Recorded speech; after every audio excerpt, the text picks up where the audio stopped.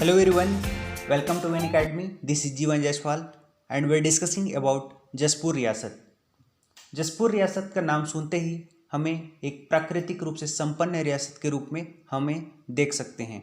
जसपुर रियासत जो कि पहाड़ी और जंगली क्षेत्र में यह अवस्थित रहा है और इसका क्षेत्रफल 1948 वर्ग मील में फैला हुआ था।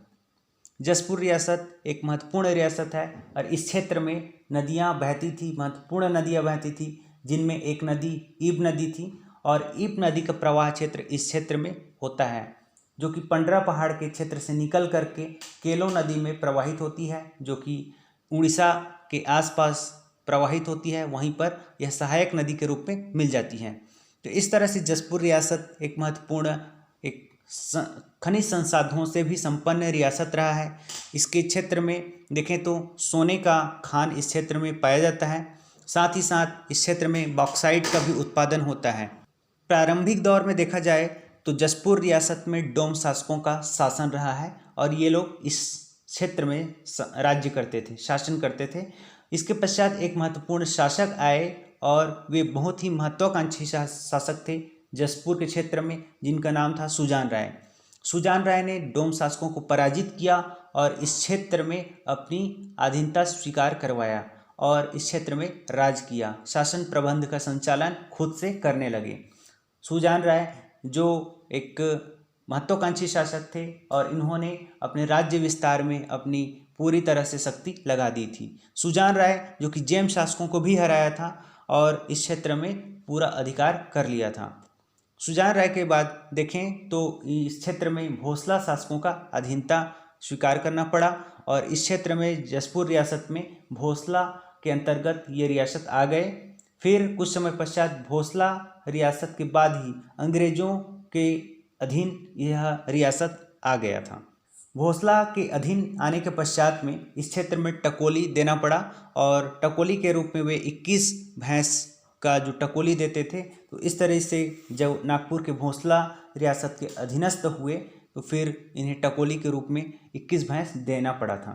कुछ ऐसे भी शासक हुए इस क्षेत्र में जसपुर रियासत में जो महत्वपूर्ण थे और बहुत ही योग्य शासक थे, जिन्होंने दीर्घकाल तक उन्होंने शासन किया था, जिसमें से देख सकते हैं हम राम राय, प्रताप नारायण देव, विष्णु प्रसाद, ऐसे कई शासक हुए थे जिन्होंने जसपुर रियासत की कीर्ति को ऊंचा उठाया था।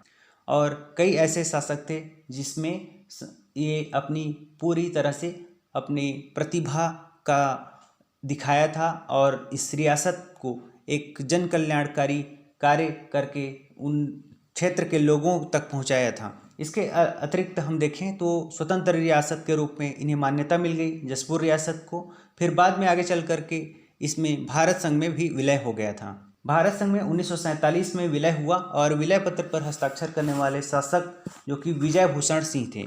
विजय भूषण सिंह एक योग्य शासक थे, कुशल नेतृत्वकर्ता थे और ये जन कल्याण के क्षेत्र में कई कार्य किया था। इन्होंने सड़क का निर्माण करवाया, वृक्ष लगवाया, वृक्षारोपण कार्य करवाया, कई कार्य और भी करवाए थे जो जन कल्याणकारी कार्य थे।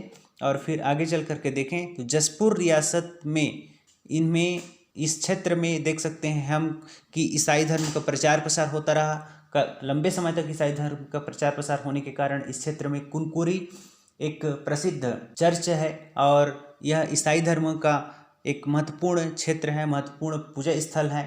तो इस तरह से यह ईसाईयत का एक बहुत बड़ा गढ़ रहा है यह क्षेत्र जसपुर रियासत। इस प्रकार हम कह सकते हैं कि यह उत्तरी भाग में अवस्थित, छत्तीसगढ़ के उत्तरी भाग में अवस्थित यह रियासत छत्तीसगढ़ के इन 14 महत्वपूर्ण रियासतों में से एक था, जो कि अपनी विरासत और संस्कृति को आज भी बिखेर रहा है।